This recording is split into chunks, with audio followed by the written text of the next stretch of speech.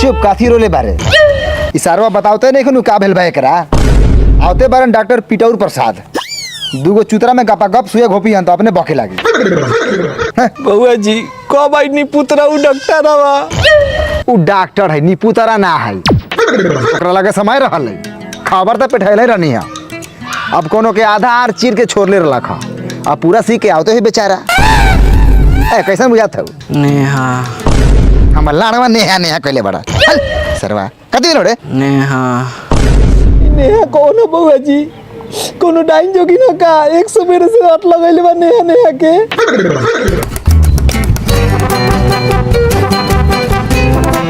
आ गेलो डॉक्टर पिटौर के औलाद भले पिटौर प्रसाद ओए जो जो जो जो जो ई त पिटौर प्रसाद गिर के गाड़ ली वाला ए जाना उठावा ना फालतू के बात मत वाला अपनी बहन करे का टाइम में हमरा और सरवा के आन में का मवादे निकाले में 1.5 घंटा टाइम घिस ले रखा हां बाबू ए गाड़ी छोड़ा मरीज बतावा मरीज चला नायक साहब गाड़ी गाड़ सुरक्षित रही तबे न गाड़ी पे गाड़ जात के चला मरीज के बा मरीज डॉक्टर साहब प्रणाम प्रणाम मरीज यहाँ जी जी जी जी जी बाबू उतर माइक उतर करो अब बतावा का भाई भाई करा का भेल बा तो ई कथी के सुइया देनी है बीमारी बिना जले कथी के सुइया देनी है महाराज बबू एरिया बाई एरिया सुइया बाटल बा हमरा पता बा कौना एरिया में कौन सुइया सेट करी और हलवट बीमारी के हम पूछ ले बटन का भेल बा बबू नेहा नेहा ई कौन बीमारी बाटे एकरा बारे में तो हम पढ़ल नहीं की अच्छा रोक डुकवाओ एंटीबायोटिक सुइया मिला के गांठ दे बटनी हाँ 2 गो एंटीबायोटिक मिला के नेहा के एगो डोज दिया के लग अभी साँझ हो गल बा घरे सब्जी उब्जी ले जाए के पड़ले रात के 2-4 गो मरीजों पहुँच जले विशेष दिक्कत होई नु तो रात के फोन करिए ना लगी मतलब सुबह दुकान पर आके दवाई लेके चल जाइए पैसा अभी दिया कि दुकाने पर बयान बयान बयान बयान काजल काजल एक बात बोल ना सालो काजल की नहीं है अब काजल का सुइया कहां से लागो काजल ए हम कह दनी काथी गले बड़े ई कोनो लड़की के चक्कर में पड़ल हो समझ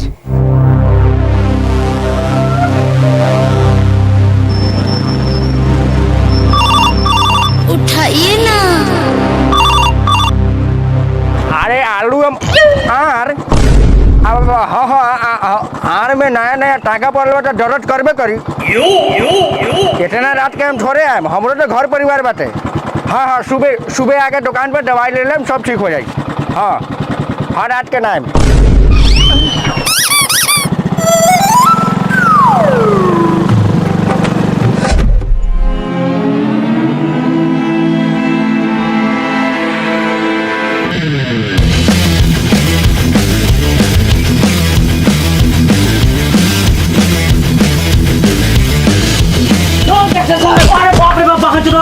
गादे कौन मेरे सरवानी तूफान बंगरे रा डॉक्टर साहब भौजी भौजी देखे में तो छावड़ा लगा रे नानू डॉक्टर साहब भौजी चली हमरा घरे कथी में लो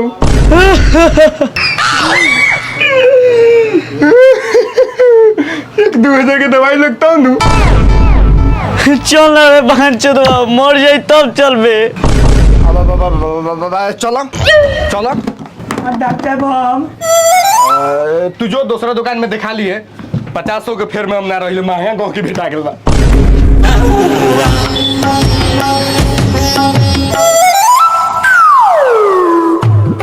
का डॉक्टर साहब वहाँ मरीज के इतना तबीयत खराब बा और मोबाइल में कथी लागल बानी अरे हम सदियों से इंडिया के अपन गेम जूपी खेलता नहीं जूपी ई का हो यूपी एगो कैजुअल गेमिंग ऐप बा जेमे तू लूडो स्नैक लीडर और भी बहुत सारा स्किल बेस्ड गेम खेल सकता है जैसे देख अभी हम तोरा खेल के दिखावता नहीं ये देख जीत गए नहीं अरे डॉक्टर साहब रहुआ तो जीतियो गनी आ जीतल पैसा के विड्रॉ कैसे करम? देखो अभी हम तरह के वीडियो करके दिखावा तानी, बहुत आसान भाई लो हो गेल। तो भाई लोग आज हम तोनी के बतावत हैं यूपी के बारे में, जहाँ तू सिर्फ 1 रुपया से लूडो खेल के लाखों तक के विनिंग कर सकत रह। यूपी पर लूडो खेलल एकदम सेफ और सिक्योर बा। बहुत मजा के बात ई बा कि यहाँ GST TDS कैशबैक लेवे के ऑप्शन भी मिला था। यूपी पर तू खेल सकत रह 10 मिनट के छोटा छोटा गेम और लाखों के विनिंग कर सकत रह। अपना विनिंग के बहुत ही आसान तरीके से विड्रॉ भी कर सकत रह। तो भाई लोग यूपी पर अभी स्टार्ट होके वाला लूडो फेस्टिवल, जेकर एंट्री फी 15 रुपया बा, एकर प्राइस पर 1.5 करोड़ बा, जहाँ तू लूडो खेल के बहुत सारा प्राइजेज और कैश रिवार्ड भी जीत सकत रह। जेकर पहला प्राइज बाटे थार और दूसरा प्राइज बा आईफोन। तो देरी के ना बात के बाद यूपी पर लूडो खेला, जीता लाखों तक के इनाम। बड़ी बढ़िया गेम बा डॉक्टर साहब, हमहू जाता नहीं डाउनलोड करके खेलम घरे। चली रहुआ। ठीक बाटे तू लेकिन खेली चलो तानी।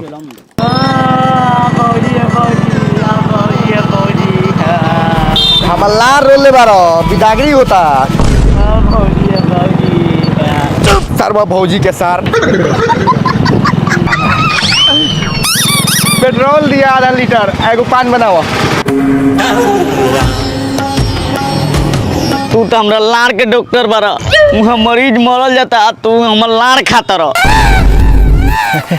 अरे बगो लत लत जे होखल न आदमी के जान ले ली। हाँ मर दे लार हमर पेग नहीं ले बारा। 00 तुलसी 300 डाल के जल्दी जाना। पेट्रोल पेट्रोल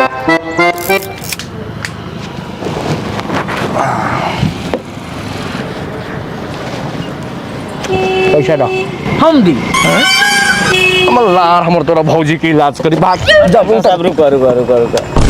ओ चाचा लिख ली हो खाता में लिखाई तो एगो घर में लड़का फैका बा, एगो चॉकलेट वो दे दूगो लड़का बा वो घर में दे बुता।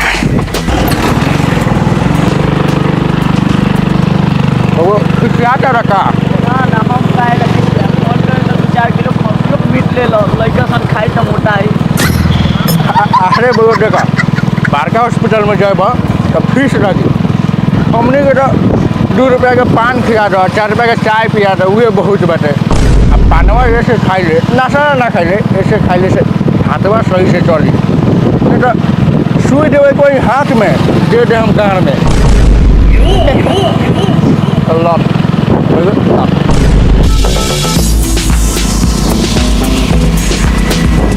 कमर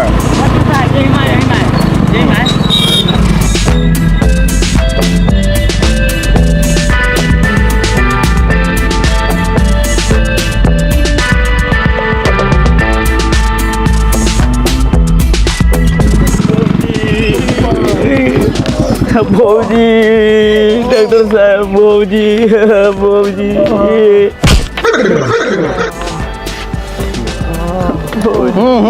बाबू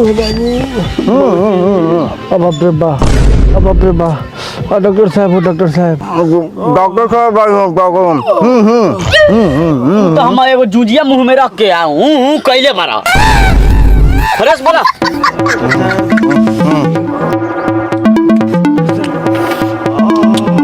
पश्चिम दक्षिण उत्तर उत्तर एरिया वाले को सुइया मार दो तनी। ए चुपा मार दे, पियाजवा मार दो तनी। पहले पूछ का भेल बा भौजी के।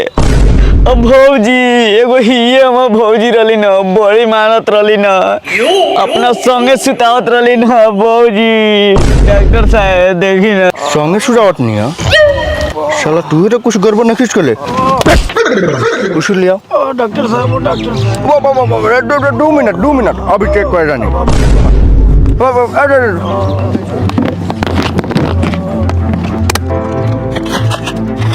नहीं पहले चेक कर लो भैया।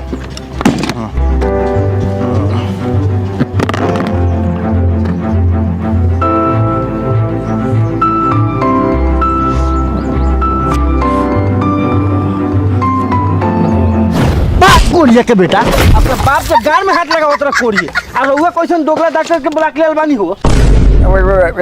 गलती हो गया तो हाथवा काप गया है।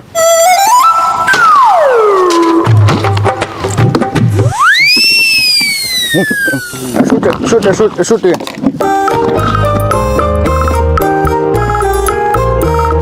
अच्छा बाबा दिक्कत तो कुछ ना लगता